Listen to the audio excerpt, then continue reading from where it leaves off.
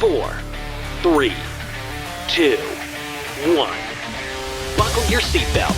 Batten down the hatches. Coming to you live from the Blazar Podcast Studios in Space City, Texas. It's time once again for the Capital Catalyst Show, the podcast for entrepreneurs to learn the secrets of attracting, raising, and closing capital from high net worth investors. Dedicated to your success, this is the Capital Catalyst Show. Now here's your host, Brad Blazar. Hey everybody, welcome back. All you capitalists out there, all you entrepreneurs, business owners that want to be doing bigger things in life. It all comes down to attracting, learning how to use OPM, other people's money. Today's guest I'm real excited about, Douglas J. Beck. This guy worked in corporate finance and IT procurement for several years, but in 2015, he made the bold and very courageous decision to give up his steady 9-to-5, his six-figure income for freedom and opportunities offered by entrepreneurship and real estate investing. And since that time, man, this guy has not looked back. And now he's passionate about helping other people lead more fulfilling lives. They're looking to basically coach him on how to quit exchanging time for money. And today is a very successful real estate entrepreneur, business consultant. Welcome to the show, Doug. How are you doing today, big guy? Hey, Brad, I really appreciate you having me. Thank you. I'm doing great today. Thanks. Great. Well, absolutely. You and I connected and had a chance to talk a couple times. And I said, here's a guy that we definitely need to have on the show. We need to host him and just do an awesome episode with Douglas J. Beck. And I love your story. But, I always like to start with people and kind of go back in time. I believe that as we grow up, there was an event or perhaps a series of events that shaped us largely for the people that we've become as adults. So maybe you go back a couple of years. How did your childhood basically affect the person that you've ultimately become today? Did you see things as it relates to work ethic in your parents? Did you come basically from middle class where you just realized you wanted more? Can you touch upon that for our listeners? Yeah, totally, Brad. I don't want to go too far back, but I think it's important to set the backdrop, though, to your point, to your question. I'm one of 7 kids, so I'm the youngest of 7. And my mom and dad, same 2 parents. And so 4 sisters and 3 brothers in the family. And I told you one of my brothers is Brad, actually, so it's a great name, like I mentioned the other day.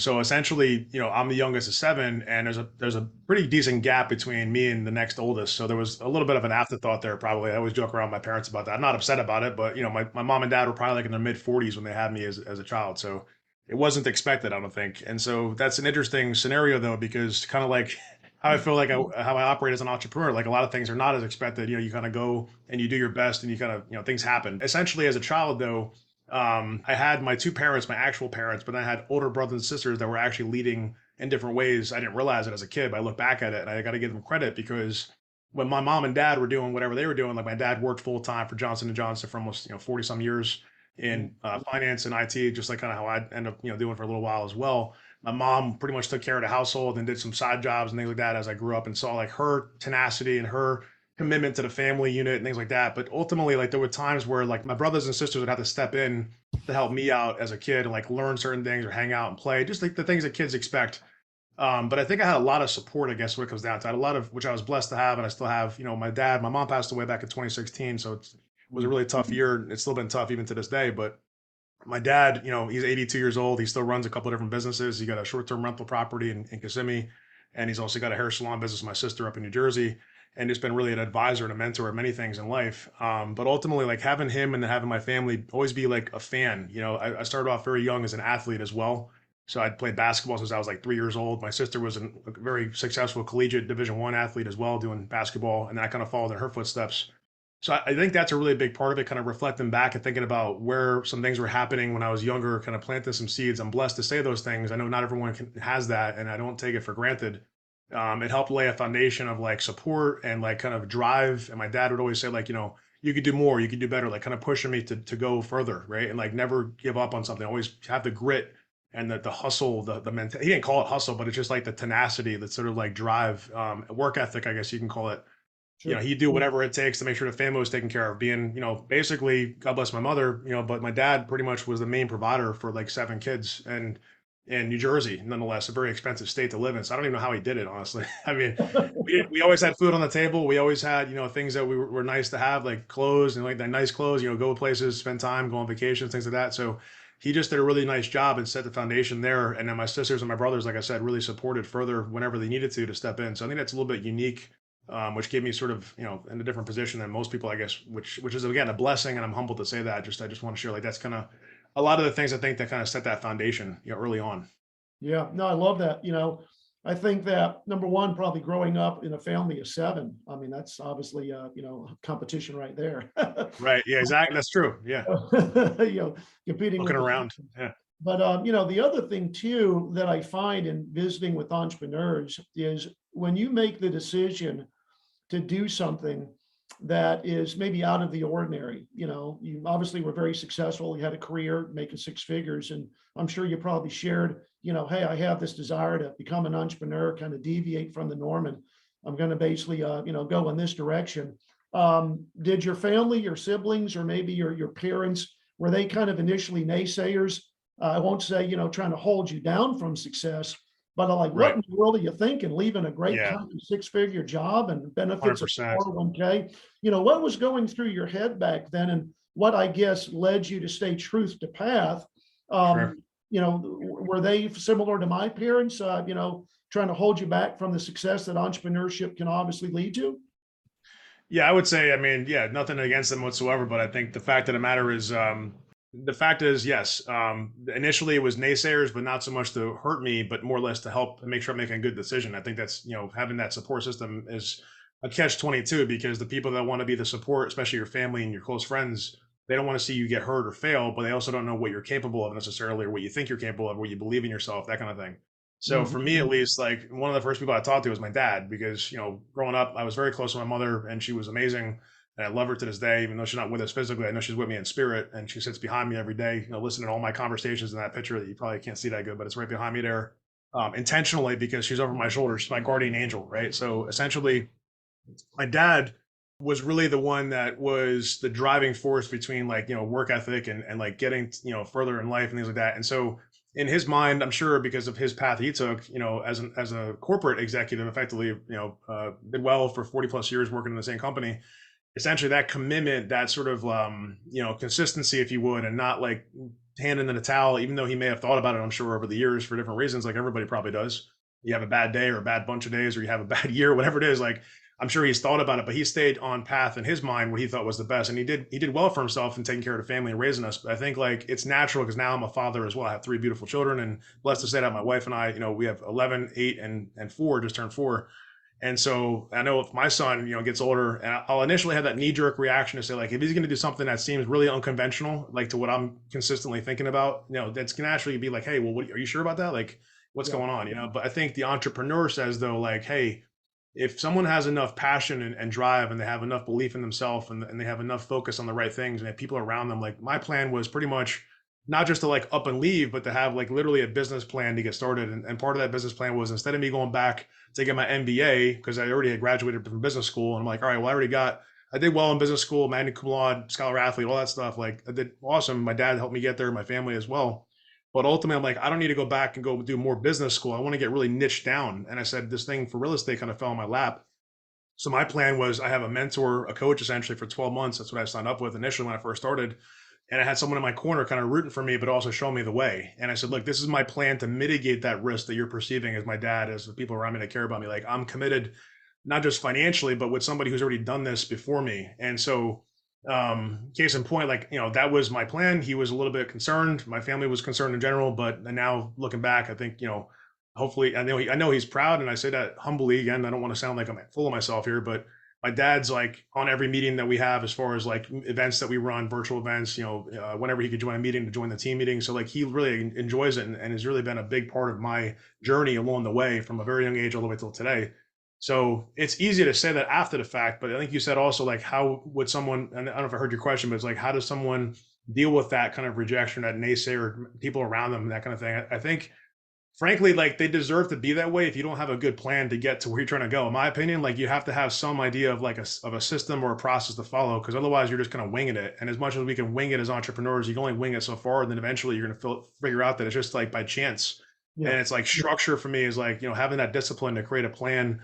And if you don't know how to, like, being willing to raise your hand and say, I need help to do this. Like, we were talking about some things I'm working on, which I know we'll get to. I'm raising my hand because I'm not so, confident in myself to say I know everything about everything. I know that there's other people like yourself that have special focus areas that they're really experts at, and I'm willing to raise my hand and say, please help me, if there's an obvious fit. And like the same thing I do for my clients that are on a different path in their journey, like I'll say, hey, I'm here to help you, but they have to raise their hand saying they're willing to get help too. So it's having that kind of plan, having someone in your corner, like athletes have it, people that are successful people have it, like, people that are leaders of the countries that the United States of America has a cabinet. It's not just like one person, right? It's a whole bunch of people helping support the governance of the country and et cetera. So it's really having that system and that support and that process, I think, is really what helps people around us maybe understand our intentions at a deeper level. And so that's what I coach my clients on, is like, hey, how are we going to get there? Let's figure out what you think you need to do to get there. Let's think about dialing that in a little bit more. Let me give you some feedback and input on that. Let's refine it a bit, and let's go out there and then tell the world about it. Basically, that's kind of what it comes down to. Yeah, I mean, I think that you touched upon something there that I want to kind of dig a little deeper on, and that is Sure. basically having a plan. You've seen it, I'm sure, as a coach and basically as a consultant, and I've seen it. And that is, so many people get into something just haphazardly, like, I'm going to go buy a rental property. And they do, but they don't really look at that as a business and say, I'm going to go ahead in the next 12 to 18 months and build $1 million portfolio out of Exactly. not one, but multiple properties, and sit down basically and put a plan in place and a proper structure. Because, if you just go at things haphazardly, listeners, it's like, basically Doug said, you're going to wake up one day and just realize you've gone about as far as you can get. But when you sit down with a disciplined plan and you bring mentors around you, you bring people that are where you want to be, that have the knowledge, that have the skills. And like you said, you raise your hand and you ask for help, you're going to be able to go a lot further, farther, and faster than doing it alone. So glad that you touched on that, because man, that's so spot on. And so many people out there are unwilling to invest in themselves. It's kind of like the mindset, I graduated from college, therefore I'm done with my education. Bullshit to that. No, People exactly. that are successful realize that there's a lot of power in proximity. There's a lot of power in basically paying for that education, getting that knowledge from a coach or a mentor that can give you the skills, or that can fill that void for you, that can basically take you in a completely different direction. So, great comment there. Absolutely. One thing I do want to touch upon is, you've obviously been very successful. You've done hundreds of deals in real estate, but you're obviously, not in your 20s like you were when you were much younger. But if you could go back in time and give your 20-year-old self maybe some advice, what piece of advice would you give to that person today? Yeah, I appreciate that. It's a great question. As cliche as it sounds, it's like get started as soon as possible, or get started at least learning about this stuff of real estate as soon as possible. Because I heard in your story too that you took the bull by the horns in your 20s. I don't know, you could maybe rehash it. I'm sure your listeners probably know your story in more depth than I'm even explaining right now. But like, you did a lot of great things in your younger years as well. So you took that advice because you decided to. I think I know actually that I was so focused on like collegiate stuff as far as my education there for business, yes, but really just kind of learning, and also my sports, my athletics. I was Division I competitive athlete, and I did well with all that. But at the end of the day, I got started in sort of a slower pattern, I guess, coming out of the gate from college, and that's a product again of my sort of upbringing. It's nothing against my dad, but I think that was the plan. The plan was to go to school, get a do well, get a good job, kind of thing, and even so far as that, like, it didn't stop, because I went into a Fortune 100, Fortune 50 company probably. I went through a leadership development program. I was one of like 500 people that applied from all across the world, really. And I was one of 50 that got accepted, basically. So like 10% of the people that applied. And we went through this rigorous process. But at the same time, I still signed up to be someone else's, leader, if you would, to grow their business and not to take the bull by the horns and grow my own. And so I saw some of my friends, shout out to my buddy Shane up in New Jersey. He pretty much has grown an empire, as far as I know, for commercial real estate when it comes to leasing and strip centers, things like that he owns. So he's taken action. And so the thing is, like, I know he got started pretty much right out of college. I am really excited for him, but I know like he got a head start by probably about 10 years compared to myself. And so I give him a lot of credit. But I think the earlier you can get started with at least learning the concepts. And case in point, not too long ago, I just reached out to my alma mater, Rider University up in New Jersey, because I want to be able to provide even pro bono, like not even taking anything, just kind of going in and doing a class every so often, or doing like a virtual thing for kids, because getting that exposure to like the younger audience and like understanding what's possible. I see online some people like, oh, I'm 18 years old, 19 years, I want to learn. Like, that's awesome. and they're so naive to so many things, but they just need someone to come in and help them get the basics covered. So that's like, I guess the biggest piece of advice is literally just be willing to say, hey, I don't know this yet, but I want to learn it. Who can help me? And having that sort of vulnerability and that humility will lead to someone stepping in, whether it's someone like Brad, you or me or someone else, like to help serve that person in a way that helps them get further. Right. And then they get a head start against everybody else who started in their 30s or 40s or 50s or whatever, at the end of the day. That's my biggest piece of advice is get started sooner. Right. And starting isn't necessarily closing deals. Like a lot of my clients now, like I want to close a deal, I want to get this going. But the thing is, what are you coming in with though is the question. Like if you have no knowledge, no experience, very limited resources of time and money, we got to be practical of what's going to take to get to where you really want to go. You're not going to get to 50K a month by putting an hour a day in and not really even focusing on the business. So, Right. yeah. Yeah. I mean, it's like I tell people, you got to be intentional. You got to put forth the effort. You got to show up every day. And I think the one thing that holds a lot of people back is the limiting belief. It's the fear. What happens if I fail? And being on stage with some of the biggest speakers basically in the world today, the one thing that I've picked up is that very successful people have this innate ability to block out the noise. You're going to get the naysayers, you're going to get the haysayers, you're even going to get your own self-doubt that says, don't do this. What happens if I fail? And what I've come to realize is really the biggest fear we have is not necessarily the fear of taking action. It's the opinions of other people that we love and admire. Oh my God, if I fail at this, what will my siblings think? Or what will my parents think? What will my closest friends think about me? They'll view me as a failure. When in reality, I look at failing as a way to fall forward. It just basically shows me one more way not to do it. But maybe I keep doing it. And if I fail multiple times, that's okay, because each failure for me is a learning experience. So when you look back over your journey, whether it's in real estate or really in anything that you've done in life, what's been one of your biggest failures and what did you learn from that experience? Oh man, that hits home hard, man. So I have a couple of things that come to mind. And for sake of, I don't really know your audience that well, so I'll kind of keep it somewhat generic, but I'll say at the end of the day, in the business side of things, when COVID happened, it put brakes on a lot of things. It put brakes on a lot of people's businesses outside of real estate. Like I know in New Jersey, for example, I think a third of the restaurants went out of business within like a few months. My family owns hair salon in New Jersey, so we couldn't, my sister couldn't perform services on people's hair, and she started basically going against the grain. My buddy owns a gym, like so. A lot of obviously everyone was affected, but in our business, I mean, we also hit the brakes because nobody knew what was happening with real estate, at least residential real estate. And at the same time, priorities in my family life and personal life put me in a place where we had already decided that we were going to be moving out of state, but we didn't know when, how soon. We knew that we wanted to. We wanted to get to Florida or somewhere like Florida, maybe Texas, where you're at, I think. Somewhere that's warmer, somewhere that's by a beach, probably, that kind of thing. But ultimately, getting us out of New Jersey because of the fact of the environment, of what was going on in the world at a macro level, and the limitations of all the things that were going on in this sort of depressed state of being in New Jersey. That coupled up with the fact that we needed to still continue to grow and maintain our business really put a lot of pressure, and we made a lot of decisions on things that maybe were not the best decisions, but we did our best to make the right decision in the moment. And so for example, like picking up properties that we had intended on either wholesaling to somebody else. So we wholesale flip contracts as well, so that's like our main business, basically going into contract, negotiating the deal, going into contract, selling that contract, selling the paper for someone to take over the project and move on. The challenge was that our investor demand was dried up pretty significantly. We still had commitments to buy these properties in some cases and they were really good deals based on the numbers. We didn't know exactly what would go on as far as the little bit of a dip down and then the rise up. We also didn't understand, the cost of construction and the cost of materials and things. And so in the renovation side of the business, because we've done about 50 fix and flips at Douglas Street Development, is my company that does fix and flips. So in the midst of COVID, like as we're also moving, relocating, and then as I find out like that one of my partners in these deals decided to also relocate his family, but kind of after the fact of me realizing it, knowing it, like it was already kind of beyond, he already made the decision, he already moved, we hadn't talked about it. And I'm going to keep it kind of like that. At the end of the day, we had just moved into 2 different states, and now I had about $4 million worth of real estate to work on, or maybe something like that. And these are all really good properties, but having to run that remotely with a team who's in New Jersey, but not me physically being there. Not to say I'm a construction expert, because I'm definitely not. You know what I mean? I know what construction is. I understand numbers. I understand how to develop scopes of work. I understand how to manage contractors and that kind of thing, payment schedules, et cetera, timelines, deliverables, all that.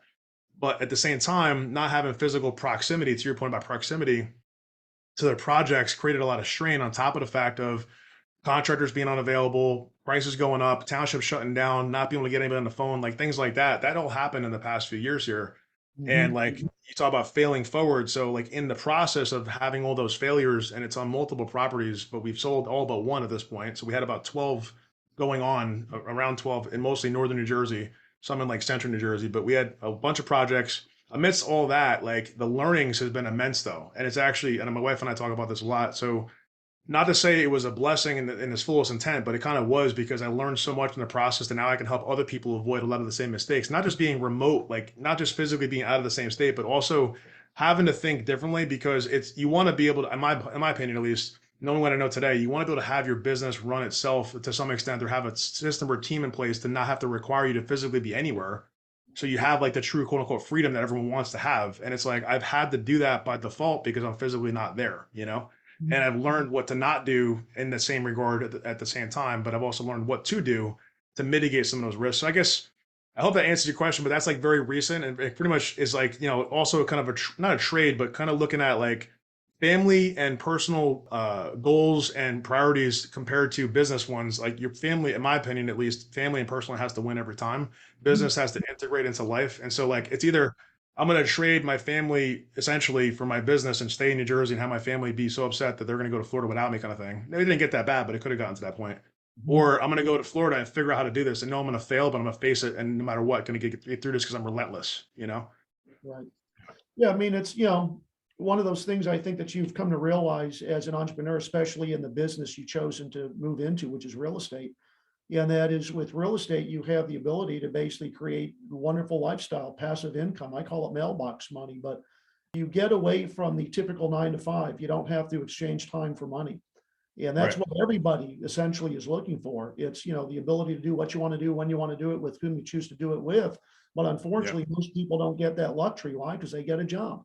They got to go Yeah. punch the clock 9 to 5. And when you understand just, getting a couple of rental properties, and as Robert Kiyosaki says, you don't have to have millions of dollars to quote, walk away from your 9 to 5. You just got to get to a point in life where your passive monthly income meets or exceeds your monthly expenses. Right. And Yeah. essentially at that point, you're financially free. It's like, hey, I can cover my car payment with the Right. first property where I'm making a couple $100 a month. And then I go out and I buy another and another. Oh, now I can cover my rent or I can cover my mortgage. And you just Yeah. get to the point, after you Yep. get a small portfolio of a couple properties where you're like, wow, I've got 4 or 5 thousand bucks a month coming in passive cash flow. What am I Yep. doing working 9 to 5? Let me Exactly. quit my job and now really focus on building my business, getting to a point where I'm making 10, 20,000 a month in Right. passive income. And, as you know, the sky's the limit as to where you can go from there. In this journey, much like you kind of spoke to, kind of when I asked, what's the biggest failure and what did you learn from it? We all get knocked down as entrepreneurs. I mean, let's face it, being an entrepreneur, man, you get kicked in the knees, you get punched in the gut, and you sometimes wake up wondering like, why am I on this Yeah. journey? Why in the Right. world did I make this decision to do what I'm doing? Yeah. But I guess makes you passionate. What keeps you motivated and keeps you waking up and showing up and going through all the, sometimes the heartache to keep moving forward? What's your passion? What's your motivation today? Yeah, I mean, it's a few different things I would say. For one, I'm a man of faith, so I'm not afraid to admit that. I wear the chain not just for show, but because I want people to know that I believe in something and I believe in something bigger than me. So for me, it's like I feel as though God put me here for a reason. I feel like the strife that I've faced in many different things, not just that one example, but many things in my life has been so that I can help others avoid some of those same challenges, whether it be real estate investment or life or whatever. And so I'm big on personal development, but I'm also big on like literally making an impact from that, not just like taking it on and keeping it for me. So spreading the word, so to speak, right? Sharing the word about God, but also sharing the word about business and about life. The other thing is beyond that, it goes to family. So it's like it's pretty much faith, family, faith, fitness, family. It's those are the three F's basically: faith, fitness, and family. So fitness for me like has been a big thing because obviously being a competitive athlete, growing up around sports, being an athlete myself for my whole life, and then abruptly, basically, as I graduated college, pretty much not having competitive athletics as part of my life anymore, it made a big shift because I was a discus thrower in college. That was my sport, discus and shot put and hammer, basically. So I was like Olympic throws type stuff. And the discus, like, I did really well. I set the school record, this and that. But I was also like very short distance away from potentially qualifying for Olympic trials. So in my mind, I had already set my mind, like, I'm going to do this. I'm going to go to Olympic trials. I'm going to be one of the best in the country. I'm going to go to Olympics. Like that was in my head. Ironically, I come to find out that Olympians don't actually make a lot of money. It's all like based on sponsorships and things like that. It's not really about the money though. It's about the passion. You spend like 2, 3, 4 hours a day in the gym or on the field doing stuff and just practice and practice and practice. And like that amidst everything else in your life. And then you just stop doing that, you know? So for me, it was like a big shift. And so I lost touch with my fitness. I got heavy, you know what I mean? Like I was already, when in college, I was about 330 pounds. I'm a 6'4" guy. So right now I'm about 275 though. So I'm still a pretty big guy. But I'm in the gym, 4 to 5 days a week now. But for a while, I was in the gym zero, -5 days a week. Like I was not going to the gym. I was not committing because I was almost like in a way depressed about the fact that I wasn't going to the level I was when I was an athlete. It was almost the complete opposite because I had made a decision, I'm going to start my life now. And athletics don't matter as much because it's not part of my journey going forward. And so I guess when it came down to it, like the fitness part of it became more real, especially also when we moved down to Florida because let's face it, like I'm looking at a picture of my family on my left-hand screen, like we're on the beach, we have our shirts off, like we're trying to look good, we're trying to feel good, you know what I mean? That kind of thing. You want to have the sun, you want to feel like you're actually taking care of yourself and things like that. You don't want to be embarrassed and things like that. So, but it's also about us ourselves that be healthy individuals, like my wife's big on like organic, non-GMO, like healthy eating, that kind of thing. Not any specific diet per se, but it's a healthy lifestyle. So that's a big part of it. And so, like I say, I want to also inspire others that are out there that maybe are struggling with their health in that regard, because it just takes a couple of quick shifts and like mindset and kind of like also a structure of like a discipline for me to get into the gym. Like the first thing I do in the morning, besides, taking care of the family and taking care of myself, is going to be getting to the gym at some point in the early morning. So that then leads into family, like I said, which family, it's about creating those memories, spending time together, doing stuff, going traveling different places. We like to travel to Dominican Republic and went to Costa Rica a couple of years ago, did a deal in New Jersey while I was sitting in Costa Rica. That was before I left J&J, and I realized that I can do this literally from anywhere in the world if I have the right systems and process in place. I'm getting a wire into my bank account from a closing. It's just amazing. So that kind of stuff jazzes me up. But I think what it leads to is like with that foundation of like faith, fitness, family, it puts me in a position to be a leader for others, Brad. Like I know you are. I know with everything, like I'm looking at your screen, you've written books, you've done these kind of podcasts, I'm sure for a pretty long time. You've been on stages. It's amazing stuff what you're doing. You're creating an impact. And I look to you as a leader in that way of like, I'm admiring what you've done because I want to be like that. I've been doing some of that myself, but people like yourself that are at a different level in their journey, for me, like, I don't know if the listeners realize how powerful it is to have someone like you in their corner, because you've had so much life experience in the little bit of time we talked about it, so many successes, but also, like you said, probably failures, where like that impact you create is really, I'm sure, a big part of why you do what you're doing. You're spending time with me to some guy from New Jersey who's sitting in Florida, and you're talking to me for an hour or whatever, not necessarily because of any particular reason, but because you want to create an impact. You think that there might be a possibility that I can leave some nugget for the audience listening because they're going to get some value. And I would do the same thing. Like that's, you know what I mean? Like I know we jive like that. So to me, it's like I'm not done yet by any means. I'm not financially free to the extent that I want to just like stop doing everything I'm doing. And frankly, I just want to comment on something too. Someone said to me in a meeting recently, I don't know if you ever heard of Pete Fortunato. Pete Fortunato is down here in Florida. He's like an OG of like real estate, creative real estate down here, right? And so he said in a meeting, I heard him talk to a group I was part of, and he said, flipping real estate, like flipping property is basically a business, but it's not really investing. He's like, investing is passive investment where you put capital or you get other people's capital put into a deal that creates passive income. So for me, like I haven't really started investing heavily. I've only done a handful of rental properties, and that's something I'm working on now. Like my goal is to not flip any properties. I'm going to keep everything. So when I buy a property, I'm keeping it, kind of thing. And so that's another part of, I think, that I want to mention, because the other failure is that I've flipped so many properties that probably I've left millions, if not tens of millions of dollars of money on the table as far as equity build. They may not have made sense in that moment of like actually, making sense of the numbers from a keeping it perspective, because they're mostly single family homes. So the cash flow may not have been there, but the definite, the appreciation factors there, the deductions and the taxes and things like that. So I just want to, anyway, put it all together. Like, I think impact is the ultimate thing, but having enough reason to create impact, having the ability to create that impact, and learning and kind of sharpening the iron every day, like you said, like spending time with people like yourself where we can kind of just share ideas and mastermind a bit, things like that, and kind of becoming stronger so I can help others. That's really what it boils down to.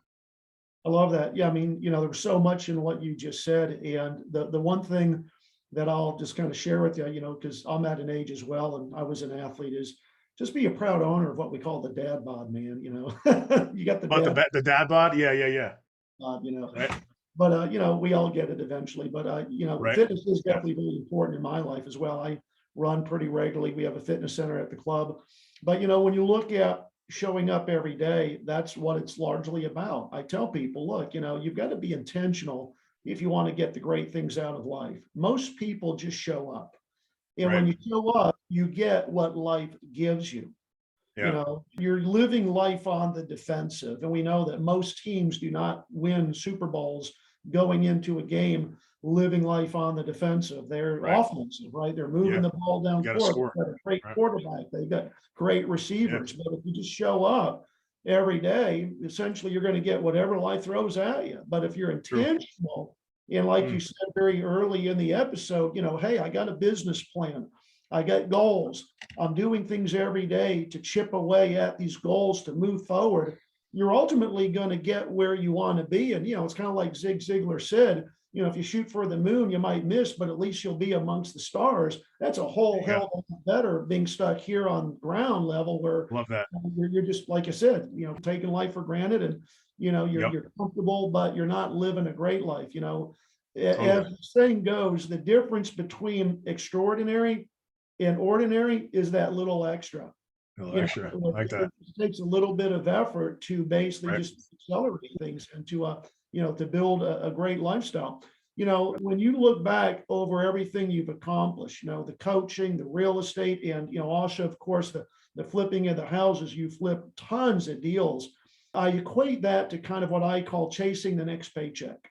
You know, you flip a house, you make great money, but then the income stops. Yeah, it's every deal by deal. Yeah, exactly. You're kind of like a hamster on this treadmill doing deal after deal after deal. And I know a lot of people that are obviously in the real estate business, whether they're wholesalers, whether they're flippers, you know, and they're doing great numbers, making 7-8 figures, many of them, but it's all about the deal. It's not about being able to sit back and say, next month I'm still going to have 50,000 hit the bank account. It won't happen unless you flip a deal. But like you said, if you're investing long term, right, and you're basically acquiring a portfolio where you're getting rental income, you're getting the benefit of appreciation, whether it's building a portfolio of single families or short-term rentals, or like we do, multifamily, then you can get to a point where you can sit back, man, and it's just gravy train. You know, that's amazing. Yeah, that's right. That's awesome that, you know, you're on that path and you want to move in that direction. When you look back, do you have any regrets? You know, one of my good friends and a great speaker and a coach to so many wonderful athletes. He was the coach to people like Michael Jordan, you know, Kobe Bryant, Alex Rodriguez. So he's dealing with the top 1% of the top 1% is Tim Grover. And Tim, you know, the difference between people at that level. For example, you know, what makes Michael Jordan, Michael Jordan? What makes Tiger Woods, Tiger Woods? Are they born innately that much better than everybody else? And certainly some people do have some innate qualities that do make them good athletes. You know, someone like Michael Phelps, broad shoulders, obviously a good swimmer. But what he says really inspired me. He said, no, he said, when you get inside their heads and you sit down and you have a conversation with somebody like Kobe or like Tiger or like Michael Jordan or any of the so-called greats, that they personally looked at themselves in the mirror one day and they made the mental decision that they were going to take their amateurish ways and set them aside and go pro in everything they do in life. Number one, the sport, the relationships, their health, you know, the way they dress, the way they show up in everything. It's not just, you know, hey, I want to be the best basketball player. But if you look at someone at that level, they're great people. They have relationships. And so, you know, what I took out of that conversation was, man, I gotta up my game. Like, you know, I don't want to, as he says, be at a point later in life and look back and have regrets. Because a lot of people basically, when they get to a point in life and they look back, they realize it's too late. You know, I'm 65 years old, or I'm in my 70s, man, and I'm somewhat retired, or I'm semi-retired. Yeah, I'm too old to take a big risk in life. Like, I can't become an entrepreneur. I can't do the things. And you get to a point where it's like, man, I woulda, shoulda, coulda. You know, I had so much potential. Had I just taken action, had I just done this. So as you look back, you know, do you have any regrets? If you could go back and do something different, would you? Oh man, it's always a tricky question, right? Because I also want to make my own decision on, like, you hear a lot of things, and I say that, you know, you've made a lot of great points. So respectfully, I appreciate what you're saying. there's people that will say like, I live with no regrets, and other people are like, well, it's okay, like this and that, and like different qualifications of why you should have regret or whatever, like how you look at it. So I think that if the listeners listening to this are saying regret means like, I know that I did that and I shouldn't have done that, then I don't think I have any regrets, because I think everything I did in the moment was the best I could decide at that time based on the information I had to do what I had to do. But if regret means like, you didn't take action because you knew what to do, but you just didn't do it. Again, I feel like, to be fair, I don't think I've ever had a moment where I didn't take action and I knew what to do and I just didn't do it, like, so I don't think I have regrets in that regard. Some people may interpret regret as different than that. Like, well, if only I had the opportunity, or if I only give someone, if God himself came and gave me this opportunity, if only I could have had that, like, that's not really regret.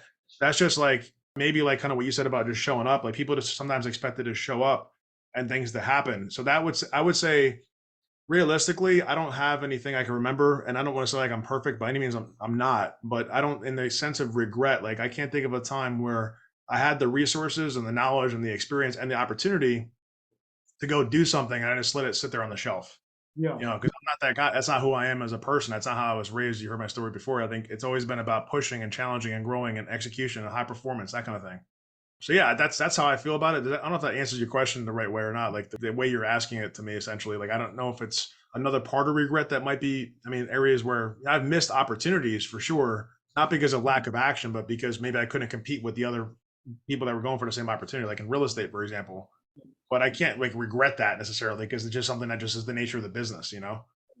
No, absolutely. And given where you are, the level of success you had, I mean, participating in hundreds of flips, building a successful real estate company. What challenges are you facing getting to that next level? Like, I'm sure in your mind, where you want to Yeah. be. What challenges Yeah. are you Well, facing getting there? Is it, a new mentor? What are you doing to get there, more importantly? right.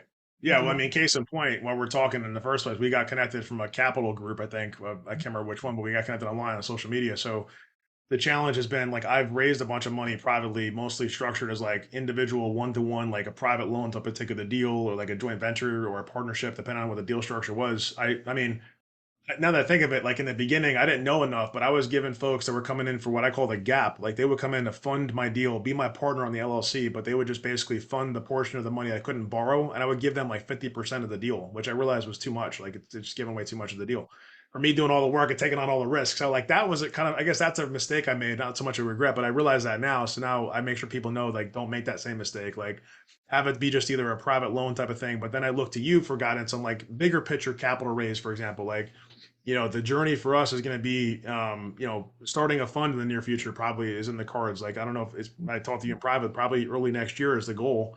The question is like, well, what are we going to do with the fund? Because there's a couple of different options there as far as the next phase. So like, I have multifamily stuff sent to me. I have networks of people in the multifamily space. I'm part of mastermind groups and things like that we talked about. So the opportunities are there, but I don't have the capital stack set up the way that can help me execute in the most, highest velocity, basically, and be able to just say, hey, I like that deal. It makes sense numbers wise to go buy it, kind of thing. Or let's start the due diligence process. So Mhm. that to me is like on the horizon. And at the same time, I also like want to get to be more of an owner than an operator of my businesses. And so that's sort of been like an evolution of sorts, because there's been times in my businesses where we had just certain things happen, like in the wholesale space. The wholesale business at one point before COVID was pretty much where I was the owner and there was other people operating it fully systematically. And that was, like you said, transactional, but still a system where we were making almost 100K a month consistently, month over month on wholesale alone.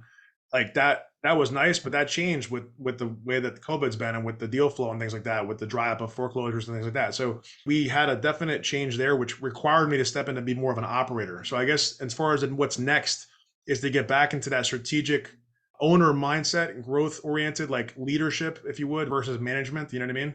Like putting people in place. I'm on a recruitment spree right now. So I just put up a post on my social media. I'm like looking for like 15 different positions. So that's in an effort to relieve myself of responsibilities of things I'm doing here and there, like 1 hour here, 5 hours there, 3 hours there. People are scattered. Like, creating more of a systematic structure to the company's organization is definitely on the horizon. That, coupled up with my personal acquisitions of real estate in a larger way, those two things are pretty much the two most top of mind. And then obviously in the midst of that, I guess, is coaching, right? The coaching and growing the coaching side, because I can create, help people create success, yes, but also create partnerships and joint venture opportunities with people all across the country, which is already starting to happen in different ways because they are the eyes and the ears out there looking at stuff and seeing things and coming to me for help. And so if I could be a blessing to help jump into a deal with them in some way or help alleviate a challenge, like on a capital perspective, for example, be like a liaise to a lender or be a participant as far as bringing capital into a deal that makes sense. Like those are things that I want to do because that's then helping my client go from like either nothing or very small something to something much bigger, and at the same time growing my company. So I guess those are the probably two or three things that are top of mind of what's on the horizon. And I mean, it's not coincidence that we're sitting here talking about it. I think you're hopefully going to be a big part of that with us in our companies and ways that we could talk about, obviously outside of this, but the things we've talked about already, I think are very much in alignment to like what I want to do, bigger picture. So that's exciting, right? And I so appreciate the opportunity to be here with you talking about it because it's really just like so synergistic. Yep, absolutely. No, I totally love Yeah. it. I'm sure that after listening to this episode, a lot of our listeners are going to want to go deeper with you and learn more about you, what you do, maybe how they can follow you, or more importantly, even partner and work with you. So can you share with our listeners, Doug, where people can find more of you online? Yeah, I mean, really the best place is a couple websites. So the main website, my personal website is douglasjbeck.com. It's douglasjbeck.com, douglasjbeck.com. We do have also an upcoming free event that's going to be a virtual event. If you don't mind, I'll let people know about that as well. Is that okay with you, Brad? Okay. The Dealmaker Challenge. So we did a Dealmaker Challenge back in August of this year, and we probably had about 150 or so folks attend, and lots of people made the decision to kind of step forward and move forward working with us in our coaching program and things, but also really just taking that information and applying it in their business whatever way they see fit. And so we're hoping to have that much or even more folks join us. It's a free event. There's a VIP opportunity, but it's really not much, less than $100 for a VIP ticket. You don't have to get the VIP. Essentially, if you go to the dealmakerchallenge.com, that's kind of very timely. So it may not happen depending on when this is published. You might have already missed it. That's okay. We'll have replays available and things like that, so you can check it out. But really, the experience of being there live is not, like you probably know from doing events, it's like none other being there actually when it's happening. So if you guys can get there, to dealmakerchallenge.com is a great place to go. And then really that's it. I mean, the douglasjbeck.com has more information about how you possibly could talk with me or set up an appointment with someone from my team. We do have private coaching and a mastermind group that we run as well, which is kind of expanding. So we do like at one point we had like just a couple of meetings every week. We now have like 6 or 7 group sessions that we run, and I do one-on-one coaching on a very specific basis with certain individuals. It's an application process, probably like I would imagine you have something set up like that where you want to help everybody, but you can only help so many because of your schedule and things like that. So yeah, if anyone wants to check it out, douglasjbeck.com and then the dealmakerchallenge.com are the two websites I would say to check out, and definitely appreciate you let me share that with the group here. Absolutely. No, you bet. So listeners, if you've loved this episode, I want you to do 2 things. Number 1, of course, click the link below, give us a thumbs up. And number 2, become a subscriber. You'll be on our distribution list. You'll be made aware of each and every episode when they do come out, when they're released. I want to thank all of my listeners out there. This is Brad Blazar, the host of the Capital Catalyst Show, saying we'll see you next time. Thanks, Brad. You've been listening to the Capital Catalyst Show with Brad Blazar, the best place for entrepreneurs interested in doing something big in life, having considerably less stress, and a more balanced life. Go to bradblazar.com for more ways to accelerate your success.